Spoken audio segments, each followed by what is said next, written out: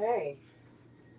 Hey. So today we are getting into some of the season's best. Okay, what the season's best got to offer. So we're doing this is our Delicata Squash and our acorn squash. Okay, and you see that beautiful orange golden color. It's some good antioxidants in that skin. That's what that means. You see the squash? You hold it, do that. She came to help. She's gonna help me today. So we're gonna put these in the oven just like this, because just like how I was struggling with that sweet potato last week to cut through like the harder parts, these type of squash, like, they're even harder to cut. So, and I don't have a knife for all of that. Like, you would need like a butcher knife or something like that to cut it without it causing you the type of strife and struggle I have to face. So we're gonna put these in the oven whole, just like this, for about 25-30 minutes, so they can be all nice and roasted, toasted, and soft. So then we can cut it into the slices and stuff to put on top of our salad. And I'm gonna take y'all through some of the other toppings I'm gonna be putting on my salad today. That's like the best part about salads, is that they're very easily uh, personalizable. So you can definitely. What's my company going on? You just took the squash and ran with it. You got $41 on your Ohio card. Oh, okay. That's what these are about. Yeah, because she's still It getting went that. on ahead. Yeah, I'm live. I'm live. I don't need them to hear all our business.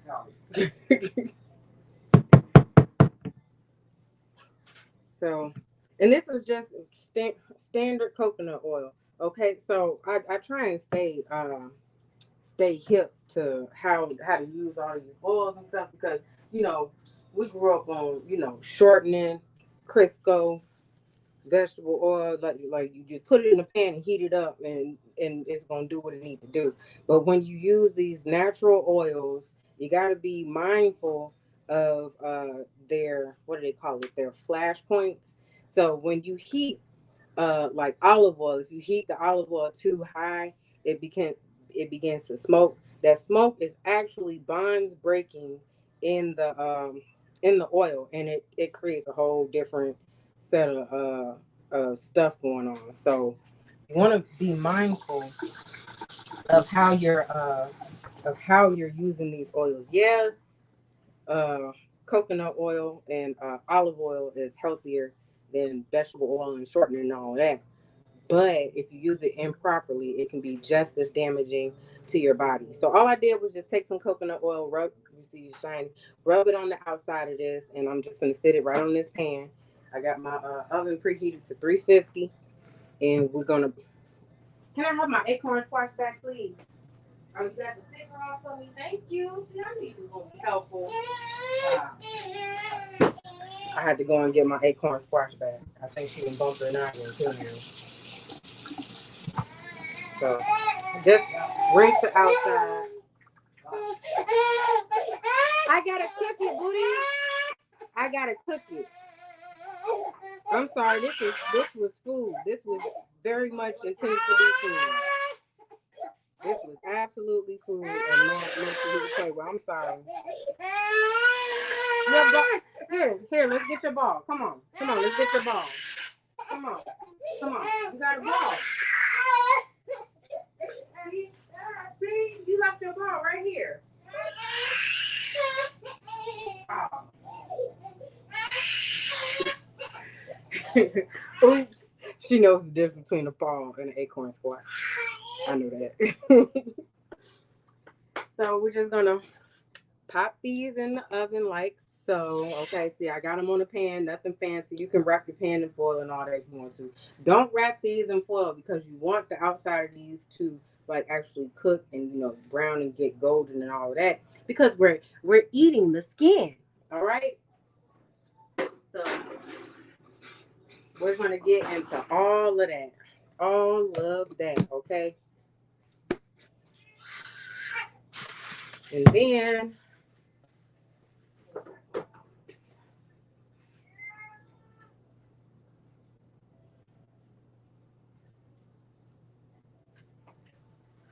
I'm working off of two devices. Hey Ty.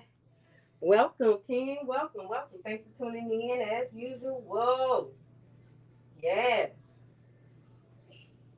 So, um, there I don't know, there's not really any best coconut oil to use. Like it's all coconut oil. Like uh I mean they say like the virgin and stuff is best for like I don't know. I really don't know. I feel like if you're using coconut oil, then you're probably doing better than if you were using shortening or something else. So I don't judge. A lot of times people get way too complicated and intricate with stuff that don't need to be that uh, you know, it don't need to be that complicated. Personally, that's my personal opinion. But I'm sure there's all kinds of reasons and excuses and all of that for like, because they say like cold pressed and I don't have the I'm not quite there yet with the time and depth to care about the significance of the difference. But I do know that there are like different methods of getting the oils and stuff out of these plants, and it can affect the amount of nutrients that's in it. But I don't use oil for its nutritional content, not for real. So but olive oil has oleic acid in it, which is also found in animal fat. So actual animal fat is healthier, go figure, than margarine and what's that? The hydrogenated oils, the what's that? I think peanut oil is also on that list. Like you don't really want to like if the oil. Here's a good rule of thumb. If the oil is solid at room temperature, you probably don't want to use it for anything that's not going to be like frying, cooking, heating, sauteing, and stuff like that. And like olive oil is liquid pretty much unless I think you have to like freeze it. I've never tried to freeze olive oil, but I do know that if you refrigerate olive oil and it becomes solid, it's not all olive oil. It might have some olive oil in it, but it's not olive oil. Olive oil you should be able to refrigerate it and it still stays completely liquid. Like it might thicken up a little bit, but it's not going to be solid. Like it shouldn't. So I know I was shocked when I found out they was out here selling fake olive oil. Like that's like I guess like the whole mob business moved from bootlegging liquor and stuff to bootlegging olive oil. So now they sell fake olive oil to I guess pad their pockets more. And I don't know. I don't know how the mob works, but I do know that a lot of like Italian families, like the Gia Rosa and all those are like the brand and the companies and stuff actually did originate with families and stuff from Italy and Sicily and all that thing. Where people automatically assume all the olives in the world come from and all the wines apparently like if it's not French or Italian wine, people like I don't know. I don't. And then California, they got put on the map with Napa Valley, but yeah, like I said, I'm not too picky with stuff. Like especially if I make it myself. Like if I made it myself and I know I added some unhealthy stuff to it, I know the unhealthy stuff is in there. Like it's much preferred to buying it with all kinds of other unhealthy stuff that I don't have access to, like preservatives and all types of other chemicals and stuff. So I prefer to just set my own self back with probably like some animal fat or something like whatever that I know is in there. So we have. So I'm actually gonna. Yeah, I'm about to dip some okra and air fry it. Yup, we're definitely doing that as my like crispy topping. I haven't eaten croutons in years. Like I don't really do croutons. They get in the way, and I don't know. Sometimes they be like stale, and you don't really catch it, and all of that. So I just found other things to add so that it would have like that kind of bready taste and stuff to it. And this is actually the pomegranate from last week that I made the pomegranate maple syrup in. Yes, I'm putting these pomegranate seeds in my dressing. I'm gonna make like a kind of balsamic balsamic vinaigrette dressing with that, and I'm gonna roast me some beets.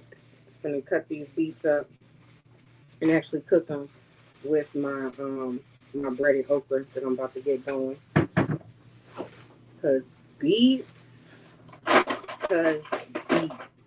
And these type of vegetables and things are in season. They last a pretty long time.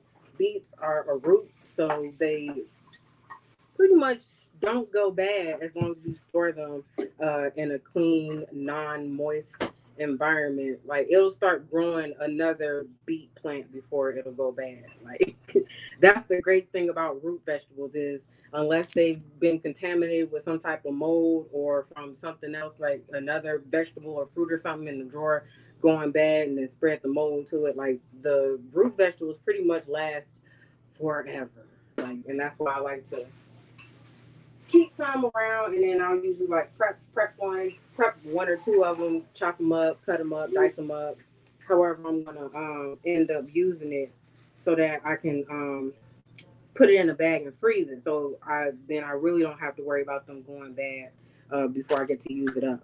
So this is a little piece of beef that I had cut some off of, and I'm just gonna clean it and cut some more off. All right. So I got all my reds.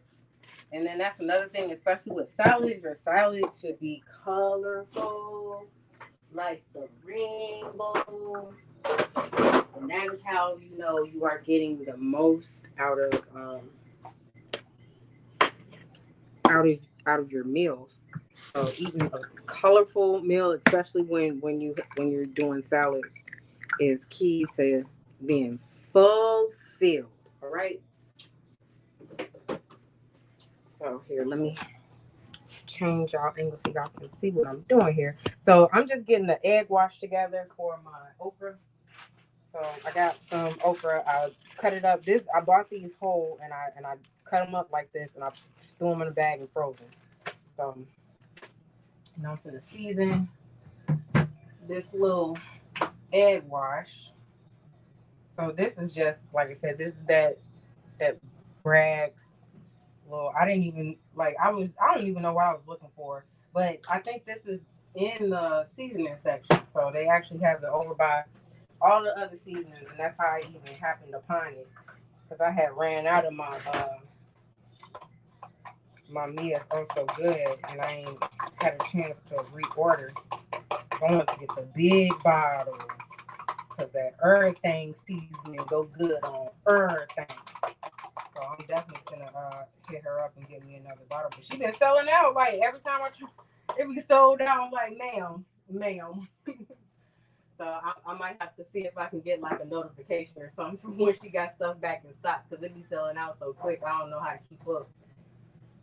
It is good. And I actually still got some of that seafood boil seasoning, that Cajun, but it is hot, man. I wasn't ready. I'm thinking like, oh, it's gonna be a little spicy. No, it's hot. And I don't really eat spicy food, so it was like super spicy to me. But it was still good. I still ate it hot and all, eyes watering, nose running, and it was delicious. All right. So I just put a little bit of garlic powder in here, and I'm actually where's my adobo?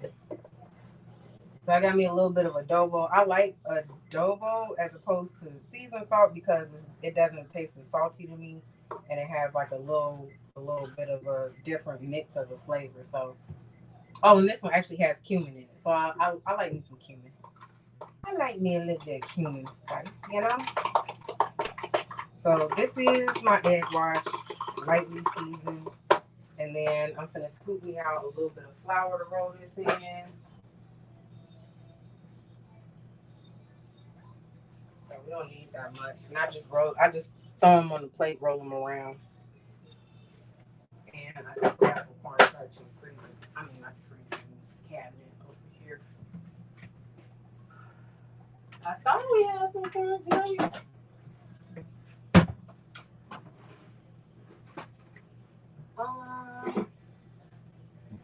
I guess we don't. That was baking powder.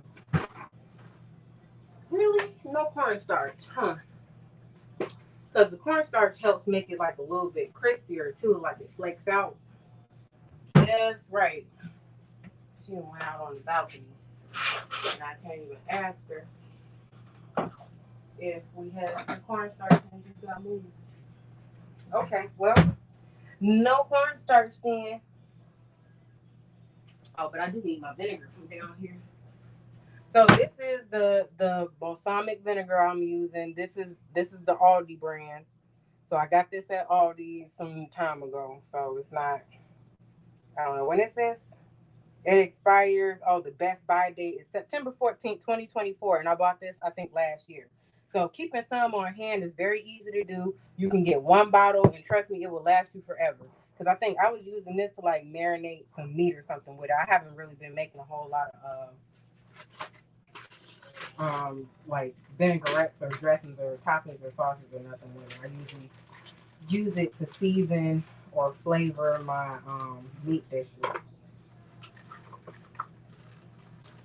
I'll put the whole bag in. Cause I'd be smashing some okra. Like people can't really get over like the sliminess of it. I guess it does have like kind of a slimy texture to it.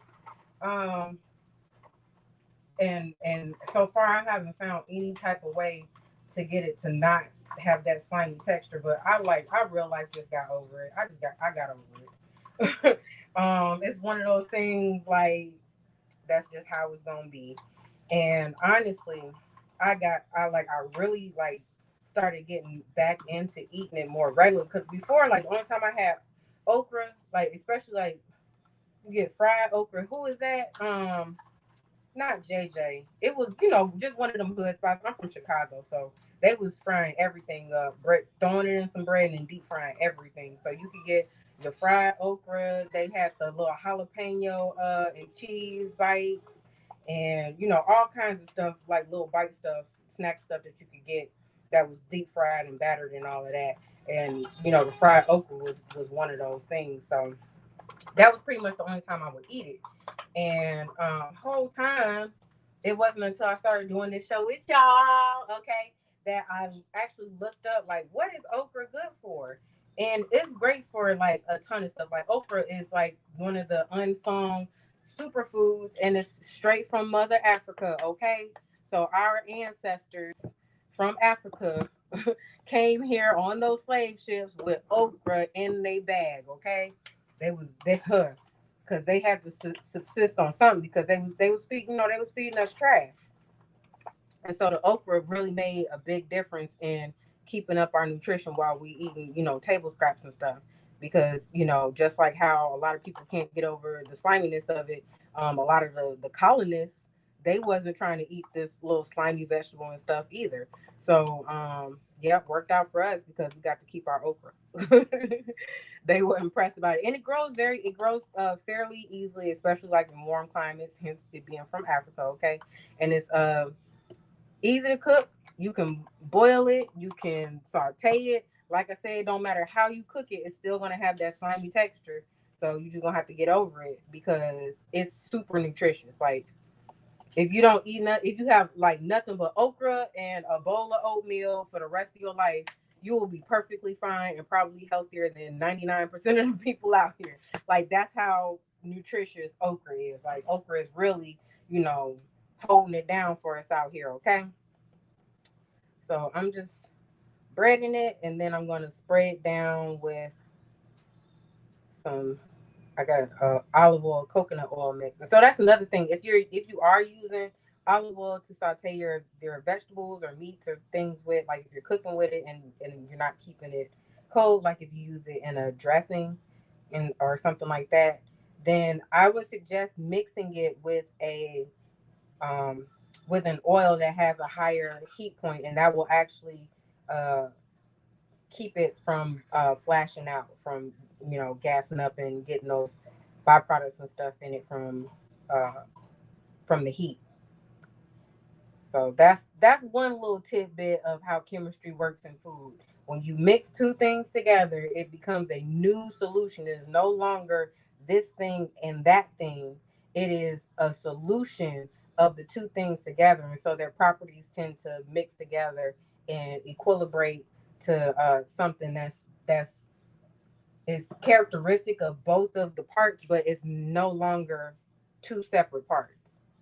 If you're picking up what I'm laying down, all right.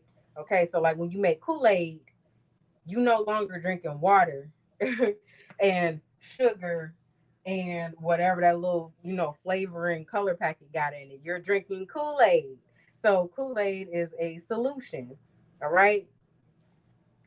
And it's the same thing with everything else. And so even the viscosity changes. So water is less dense than Kool-Aid. So like if you put your some ice cubes in your cup of Kool-Aid and your ice melts, is going to float on top of the Kool-Aid because the densities are different, because they are no longer the same thing.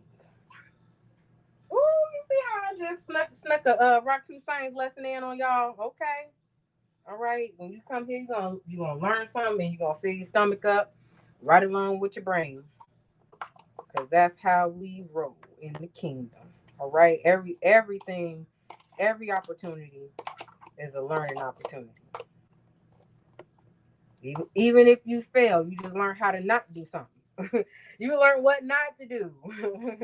So failure is probably like the greatest lesson we can ever come across. Because trust me, learning how to cook stuff, I didn't failed a lot of dishes. I didn't tried and failed on a lot of dishes, but I never stopped. I never quit. I never stopped trying to learn how to do it right. I never stopped trying to learn how to personalize stuff to my taste. So that's why it's a lot of stuff that I didn't eat before. You want to take it out? Hold it. Pull it down. Pull it. Pull it. Pull it. Here. I'm trying not to touch it with this. Here you go, baby.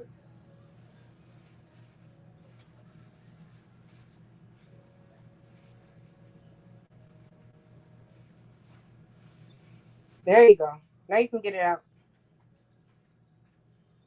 She came with an orange in a bag. I'm not sure how that came about, but that's what she's deciding to do at the moment. So go right ahead, baby. But yeah, we got to start being patient with ourselves. Like you think what's his name, Chef Emerald, and who's the Hell's Kitchen chef dude, his crazy behind. Do you think he started out being great at what he did to the point to where people would let him talk to them like they crazy, like he crazy or something? Like nah, he started from the bottom, like we here, okay. And he worked his way up to that. Like it just depends on how many hours you're willing to put into learning.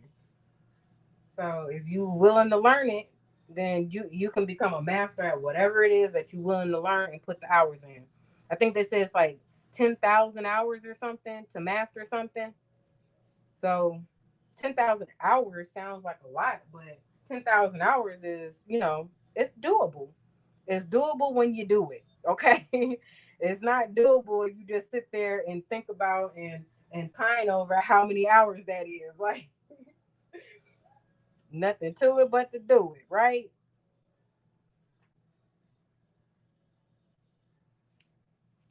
So yeah, I'm not sure if y'all can see it. So I got my little egg wash bowl, and I'm just rolling my okra in this little flour. And I didn't season the flour because I'm gonna be making a dressing, so it will kind of defeat the purpose to season it outside when I'm gonna pour seasoning on it, basically. Like so, waste not, want not, right? And so that's where we moving with that. And I'm making sure it's all the way coated. I'm not pressing down too hard because that egg wash is on there and the egg slides around if you put too much pressure on it. So I'm just lightly tossing it so it can catch and gather. And I'm not like dusting it or tapping it to shake off the excess flour because I'm putting it on my this air fryer rack that has holes in it. And all I'm just gonna do is just lightly tap the rack gravity dust, I guess that you could call it, to sift off some of the excess flour. So it's, we got tactics and ways, right? And you don't get those tactics and ways until you start doing stuff, until you start working. Let's see how our squashes are here. Okay, it's just now starting to warm up.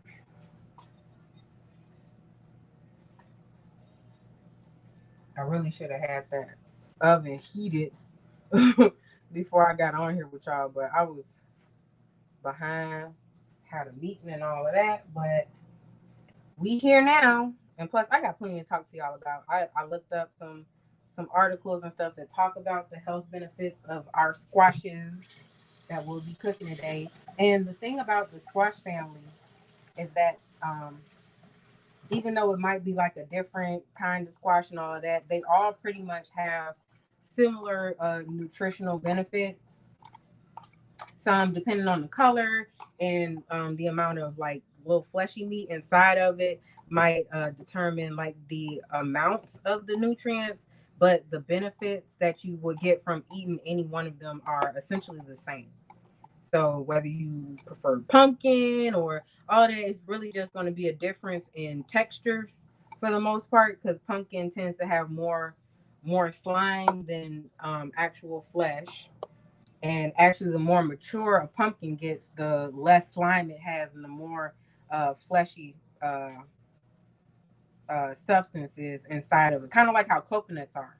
So coconut, the more milk they call it milk, but it's really just water. The more coconut, I guess juice is inside the coconut, the less coconut flesh it tends to have, because the flesh is actually the juice.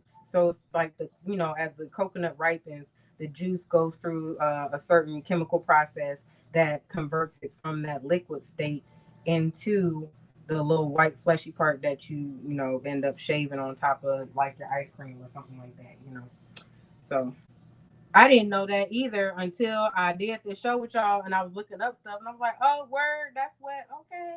Because I wanted to pick a good coconut. So I looked up how to pick, how to shop for stuff. And that was another thing I started doing too when I first started kind of branching out, because I knew like I really only knew how to cook and eat and enjoy like three or four types of vegetables and like three or four meats. Like that was it. And then I cycled through the starches, the potatoes, pasta, like macaroni and cheese and stuff like that. And I just kind of cycled through that stuff.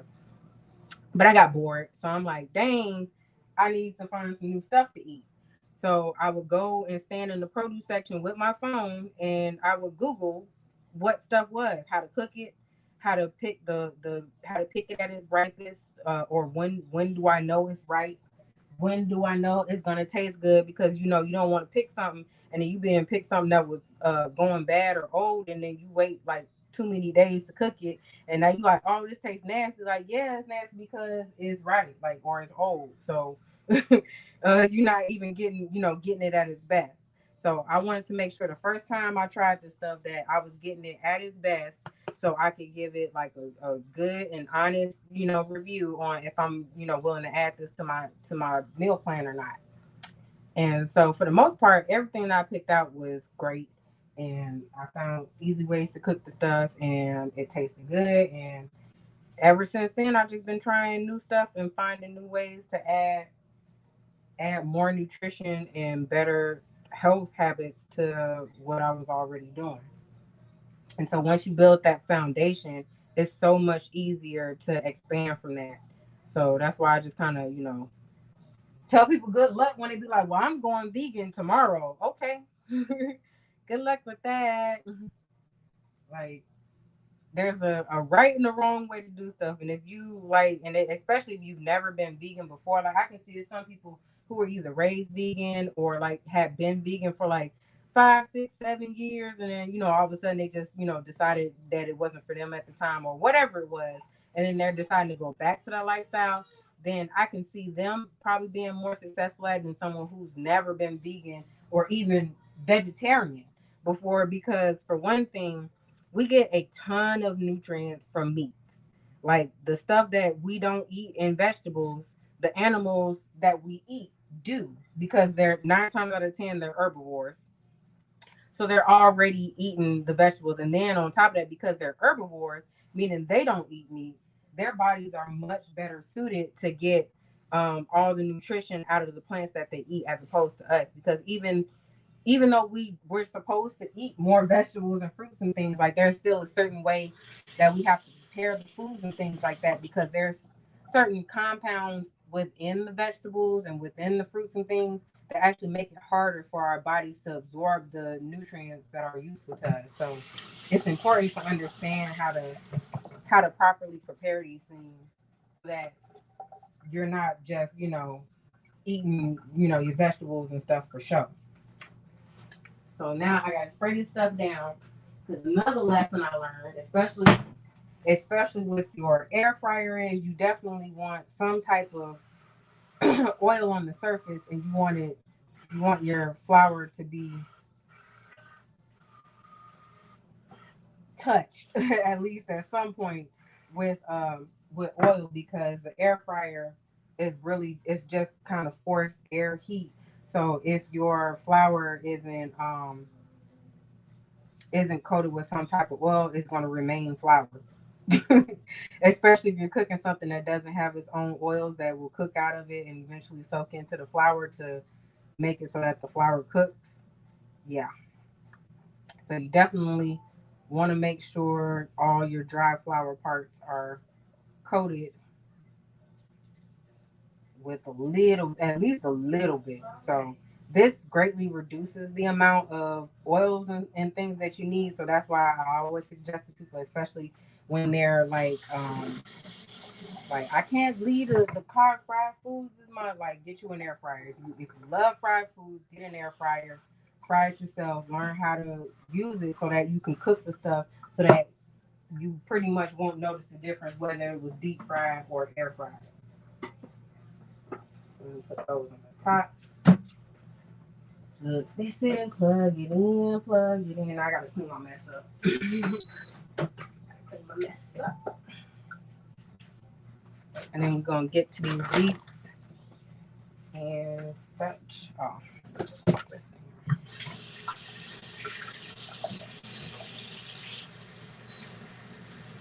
so we got that in the air fryer, and then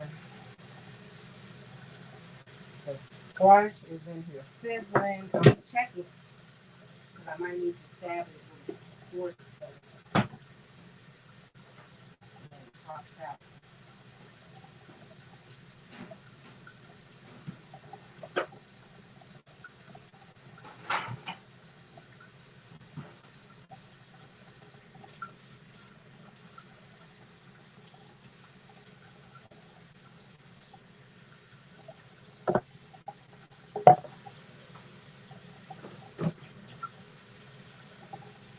Right.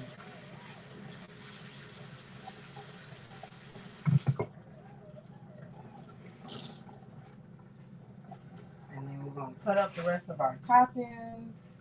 Of course, the beet is next because I'm putting it in on another rack in my air fryer. So it can. I'm just gonna use the fork I scrambled the eggs with to stab my squash to make sure it doesn't explode while it's in the. So when I say stab the squash, it's literally just like that. You just putting holes in it. So I didn't do it when I first put it in there, so I have to do it now. But yeah, you don't want that pressure to build up because then you could potentially end up with exploded squash all over the inside of your oven, and that ain't a mess I'm trying to clean up. So make sure you put your fork holes in there before cooking it, and then we're just gonna slide that back in there. It's almost soft. We're gonna crank it up to 450 now. So I had it on 350. It's up to 450 now. And now we're gonna, yeah, I can move this over here. Slice up our beet. Beets have antioxidants and things in them that help with blood flow. So that's why I don't know if like how many people have been in sports and things like that, but especially like as you get older, marathon runners, like power lifters, like people that work out a lot and train and do all of that, like they tend to have smoothies and juice drinks and shakes and stuff that have beets in them, or they drink beet juice because beet juice has nitrites in them that help with blood vessel dilation and blood circulation. Like you see how red it is? It's so beautiful. It's beautiful. It looks like blood. So that's probably what they use for like fake blood in the movies and stuff too. Beet juice. And I believe it even has like some nutrients and compounds in it that help with blood coagulation and wound healing. So if you like just had surgery or something like that, like double down on you some beets in your foods and all of that. Double down on your beets. Get your vitamin C up. Vitamin C is integral in healing wounds. Vitamin D is necessary for that and blood clotting. Vitamin K, your potassium is necessary for all of that. So that's why it is important to eat colorful meals because all of those nutrients are needed at one point or another. And if you already eat like that, then you don't have to worry about trying to add a habit that wasn't a habit in order for you to heal up properly and all of that. I thought she was at the door. So I'm dicing them up because beets are, like I said, it's the root vegetable. So beet root, they're pretty hard, kind of like sweet potatoes and other like when you think of root vegetables, they're kind of hard. And I don't necessarily want to be like extra crunching on them when I'm eating my salad. So that's why we just making sure that they're small enough so the time that they cook in the you got the orange out of the bag. So the time that they cook in the air fryer, they'll actually be soft enough to not impede me in smashing this salad. All right. So we just put it on there. We're gonna spread it out, spray it down with cooking spray.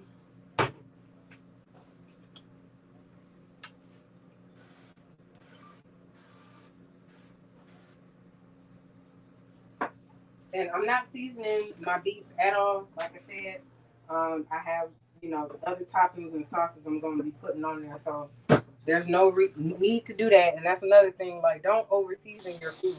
Like, I know people be like, well, I don't want no bland food. But the thing about that is once you put it in there, you can't get it back out.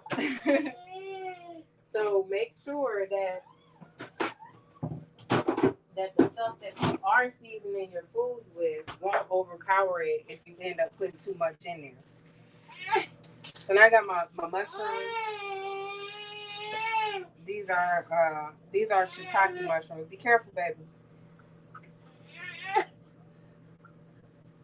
These are shiitake mushrooms, and I believe they came sliced like this already. So I just bought them sliced like this at the store. So it's you can save yourself some trouble if you want.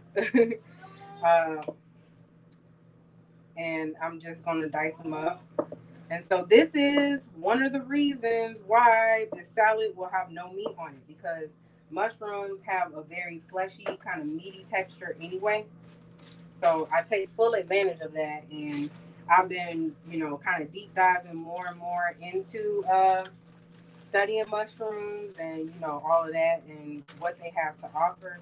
And they're so nutritious, and there's so many different varieties that have so many different nutrients in it. Like scientists are really just now starting to catalog all the different types of mushrooms. Like there's hundreds and thousands of mushrooms that haven't even been like discovered yet or classified. They call it classified yet. So I love that there's still kind of that mystery around them. But once a mushroom has been deemed edible, I'm gonna eat it. I'm gonna eat some of it because I'm not trying to get poisoned. Because mushrooms are also one of the most poisonous, like things on the face of the planet. Like the poisonous mushrooms are like extremely poisonous. So that's why it's like best to not just be walking. When you see some mushrooms growing and then just eating them, because that's not good. But once something has been classified and deemed as edible and non-poisonous, then I'm all for it. I'm gonna try it. I'm gonna see like, well, how do we cook this? What does it taste good in? What can we add it to? And so this, I just have this going for like my colors. So I have some red beets in there. I got my green okra. This is my salad base I'll be using here. So it's just I didn't spill some pomegranate juice on it. So it's just baby spinach and baby kale leaves. So nothing, nothing spectacular. Um, but it is spectacular because baby spinach and baby kale is delicious, and both of them are, deemed super greens. And this, okay, so this, I know you've been looking like, what is that? So this is actually red cabbage. Yes, red cabbage that I shredded up. Oh, that's not oil. I know the.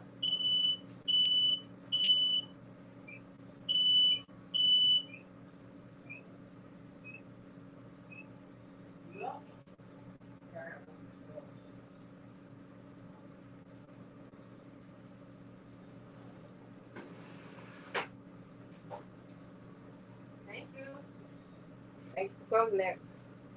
So there's no smoke in here, but that's why I said it's best to use coconut oil for when you're heating stuff and cooking in the oven, because I use olive oil spray on the stuff I put in here, and it's like blowing.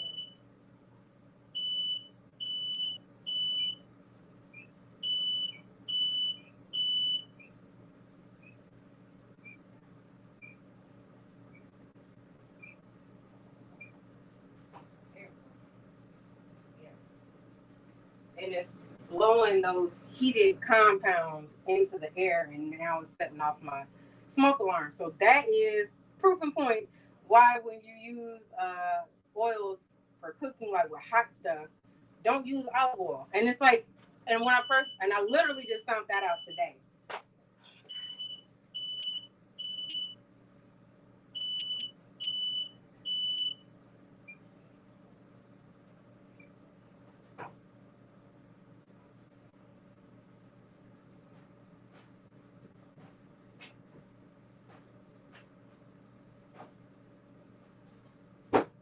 Yeah. Yeah, so I literally just found that out today. So I didn't have any um, coconut oil spray. And with this stuff, you actually do need something that you can spray on there, because if you pour it on, it won't coat it evenly. And then, like, if you use an egg wash, like, it's a mess.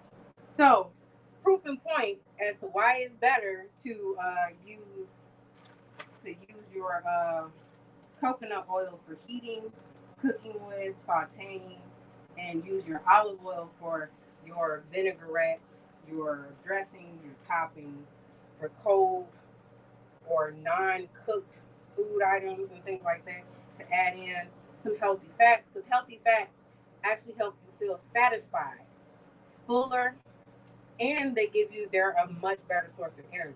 So fat is like basically super condensed energy, and that's just how it's stored in whatever it is that you're getting it from. So animal store fat, plant store fat, because it's just excess energy that's condensed into fat.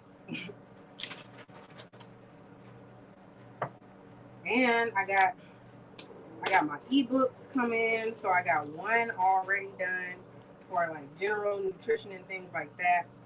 And then I got another one that I'm working on currently. I should be done with that by this weekend, for gaining weight, because I've actually had a lot of people ask me how to gain healthy weight, not necessarily like trying to bodybuild or build like a ton of muscle, but just, not wanting to be, skinny anymore.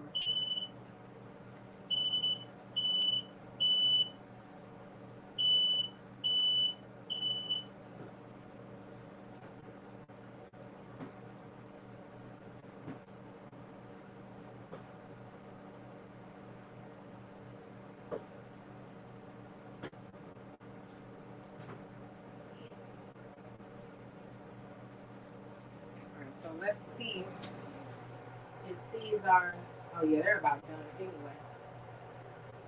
And I think my squash is getting to be done as well. Squash might even be what we're setting it off. So we're just going to toss this around so it can brown evenly.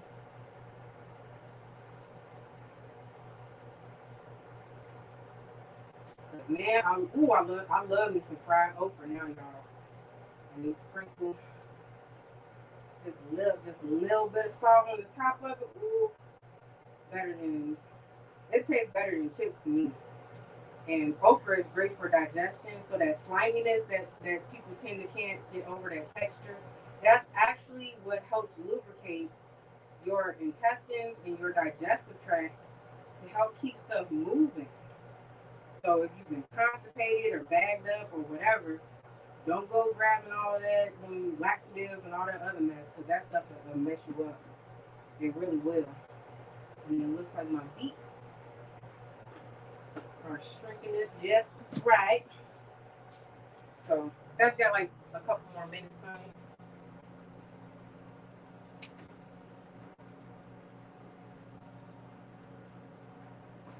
Yeah. And my squash in the oven is coming along.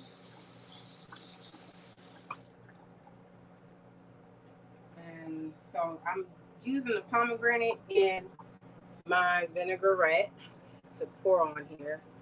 So I'm just gonna make a small little bowl of it because I'm probably not gonna use it beyond this.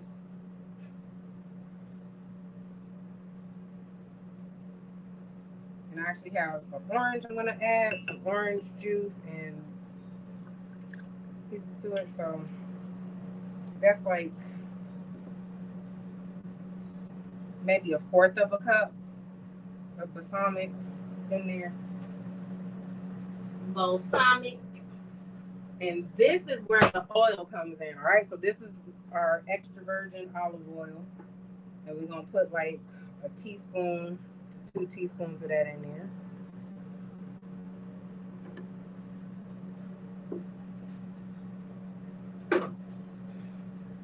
And I have pomegranate seeds. So for the maple syrup, I took the seeds and then I mashed them in the bowl and strained the juice out of it. But this, I'm going to put the seeds in whole because I want the seeds to actually show up on my salad. And so like another topping for like seeds and stuff on your salad are chia seeds. Chia seeds are full of protein, full of fiber. So and also if you sprout the seeds, like put them in a little bit of water and like cover them so that they can actually start to grow a plant from them. It actually increases the nutrient content of them, but you have to be careful that they don't have like mold and bacteria and stuff growing on them. So make sure everything is sanitized and clean that you use to sprout your seeds, and you can do it like that. But that's only if they're raw. If they're already baked or cooked or something, then the growing capability of it was kind of cooked out with when they heated it.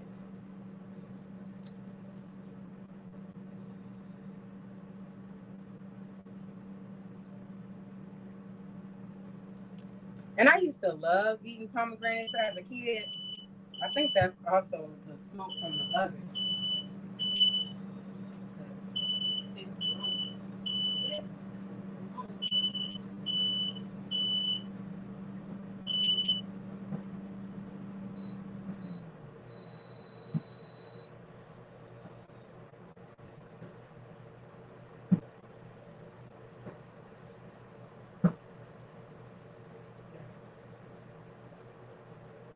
So yeah, nothing's actually smoky in here. It actually smells really good. So I'm excited for everything and how it's going to taste.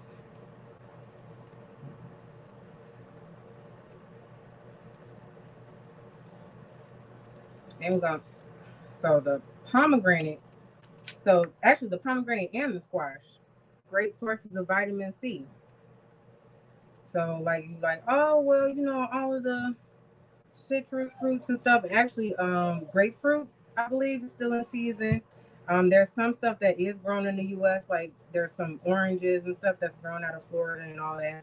But I would say to check it and make sure that that's where it's sourced from, because a lot of times having stuff imported from other countries actually increases the pollution, and transporting stuff and the cost of it and customs and all of that. So if like avocados, I don't think we grow those in the US at all. And if we do, it's probably like mostly like local stuff. So if you can buy your produce and stuff local, because I guarantee you it's gonna cost cheaper than if you went to like a regular grocery store and you bought something that they had imported from somewhere else. Even if it's shipped from within the US, it's still gonna cost more than if you buy it from the person that was growing it up the street. Like seriously. Seriously. All right. And then I'm actually gonna season this and put a little bit. So this is nutritional yeast. So it's got a ton of, what is this? Vitamin B1, 520%. Riboflavin, which is vitamin B2, 480%. Vitamin B3, which is 220%.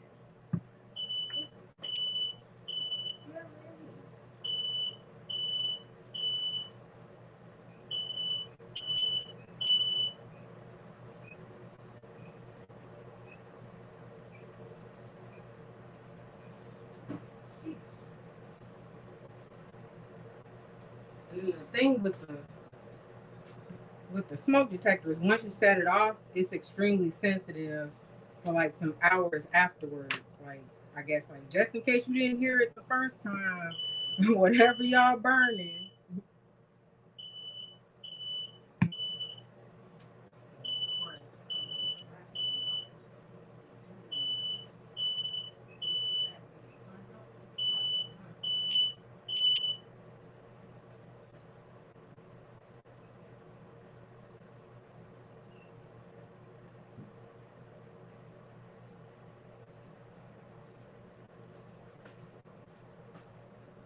Yeah, so we're just gonna add some of this. Oh, and it's got some vitamin B6 in it. Folate also. Folate is great for, especially like if you're pregnant, nursing mother. Folate is great for development of your baby and your personal health. And it's got a ton of vitamin B12, 630%.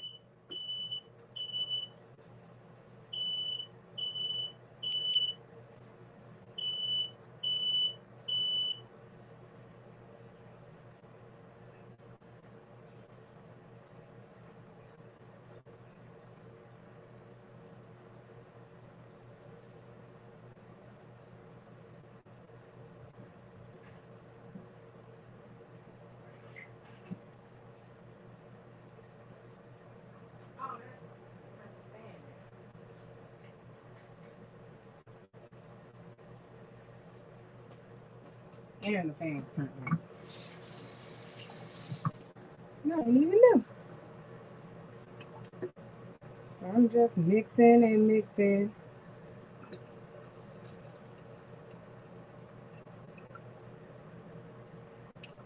And then instead of pouring this over everything, I'm going to get a small bowl. So nothing special. I'm going to get a small bowl. And I'm going to toss all of my toppings to my salad. So like for the red cabbage, I like to use that instead of the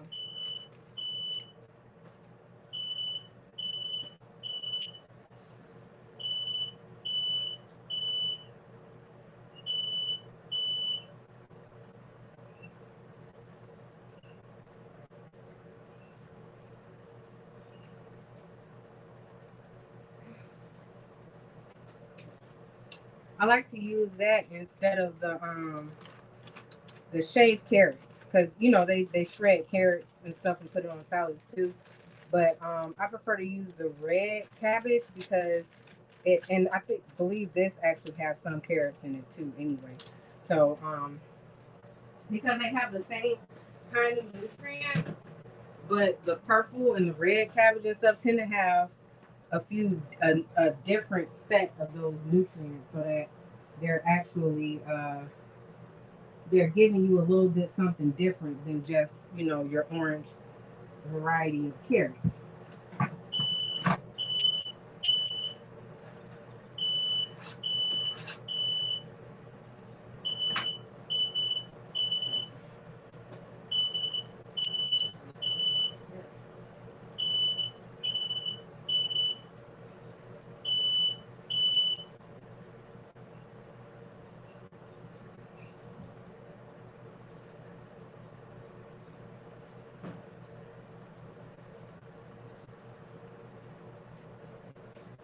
So we're gonna take the squash out and let it start cooling off, so we can cut it. And this actually smells really good, like, really good. So acorn squash has kind of they call it a nutty taste. It tastes kind of like I don't know, like tree nuts or something a little bit.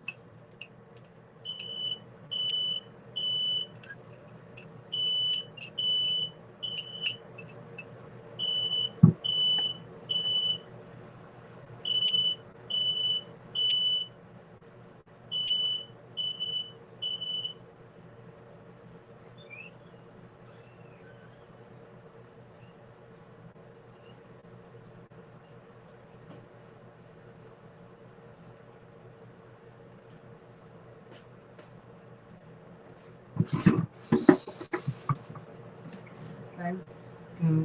Cut this orange so I can get some of this juice. Yeah, that's why it's so sensitive now. Yes, I am putting orange juice in here. Okay, so me, I'm a sweet and savory kind of gal. Okay, I like the sweet and the savory together, and plus the sweetness also cuts some of that tang from the vinegar in the in that sauce. So that's really why I like to do that. And yes, and then you get to snack on what's left. Win win. When it's a win. Oh, and that's sweet too. And then I'm just tossing it. So yep, we got us a nice little nutritious mess. We're gonna throw on top of these leaves and slice up our squash.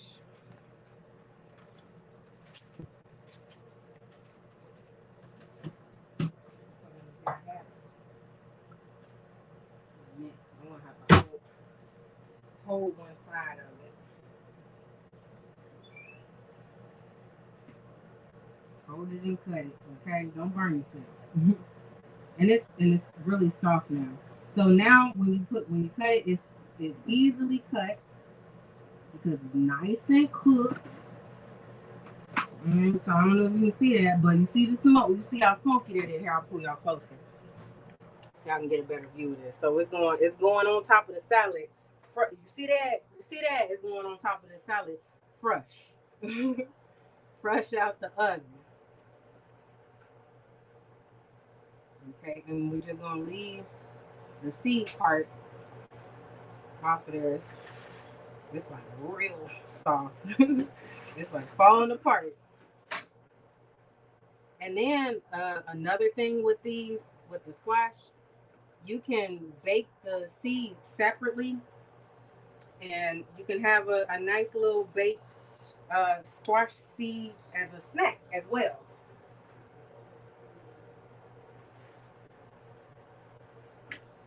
Yeah.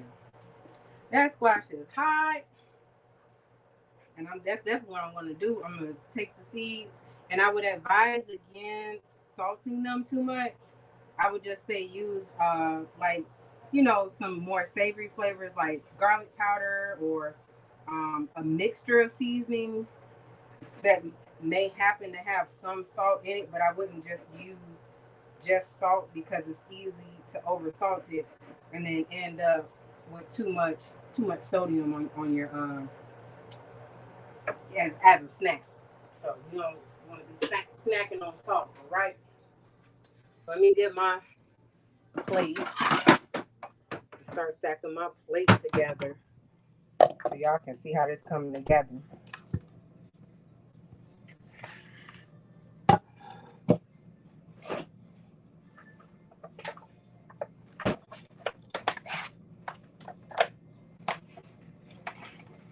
And this stuff, I rinse it. So when I first get it, I rinse it. Even if it says it's been triple washed, double, I don't care how many times they washed it. I wash it again and I just put it back in the container that they gave it to me in.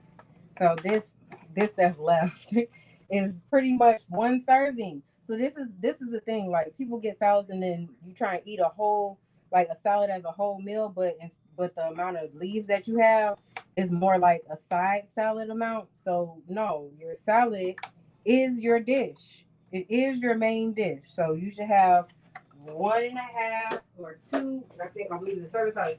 Yep, 1.5 to 2 cups.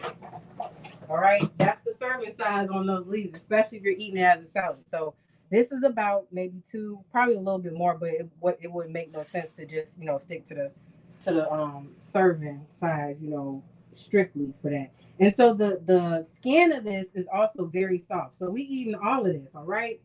We eating the skin. I'm gonna pop the seeds out of it because, like I said, I'm gonna bake the seeds for myself later to get to have me a nice little snack of my own later. So,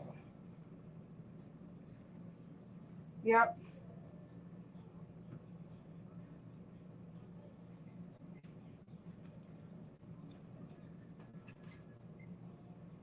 Yep. And that's all we're doing is just getting with the season, all right? And the Delicata Squash. Ooh, the Delicata Squash has a sweeter flavor. This is really hot. Like I'm about to burn myself. It's hot. So the Delicata Squash has a bit of a sweeter flavor, more like sweet potato. But like that's what I said, the versatility of squash is beautiful and useful, and it provides all the vitamins and nutrients that you would think you would be missing out on because all of those citrus fruits and stuff are technically out of season. So back in the day, before we had, commerce and all of that stuff, once stuff was out of season, you couldn't grow it because it was out of season. It wasn't the season for it, so it wouldn't grow well. And so this is our opportunity. Oh, I almost got to add my beets. Beets by Mother Earth. Yeah.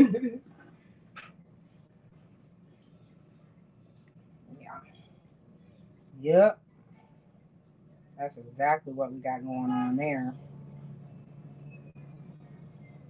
Whoops. Runaway beets. Runaway beets.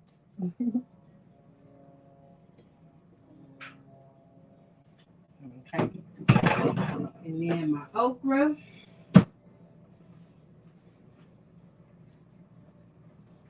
Ooh. So turns out that cooking your beets like that makes them sweet. It like brings the natural sugars out in them. So they taste really good. They don't taste as they say earthy when they really mean it tastes like dirt. When they really mean it tastes kind of like dirt. But when you cook it, they actually have a pretty sweet flavor to them. So definitely keep that in mind. This okra smells.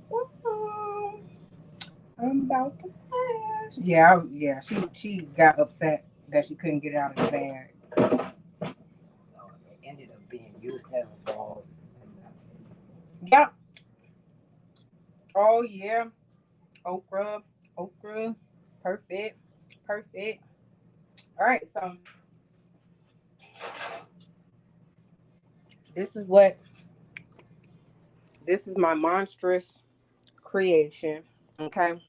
So we got our squash on there, our green leafies, some mushrooms, some cabbage and shredded carrots, some fried okra, air fried okra, some beets, and then I'm gonna put sprinkle some Parmesan cheese on it. I like me a touch of cheese on my stuff. Okay. And then I'm about to snack because I haven't eaten today yet. I made my daughter some breakfast sausage, and I had like one of them, and she ate the whole plate. It was like 8 of them on there. I had one. She ate that.